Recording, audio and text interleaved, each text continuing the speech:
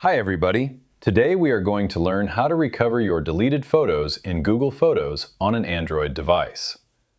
Before we begin, keep in mind that Google Photos retains deleted items in the trash folder for exactly 60 days if the file was backed up to your cloud account, or 30 days if it was stored locally on your device storage architecture before deletion. First, open the Google Photos app.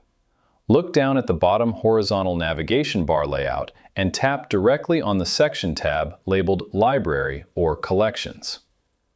From the utility dashboard grid that appears at the top of the interface screen, tap explicitly on the option card labeled Trash. The application framework will instantly display a complete visual gallery layout containing every picture and video clip you have deleted within the holding window. Scroll through the media list to find the exact image files you want to save, then tap and hold your finger on a photo to activate the multi-selection checking engine.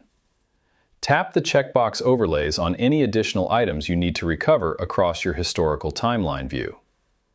Look down at the bottom right corner of the active interface panel layout and tap directly on the action option labeled Restore.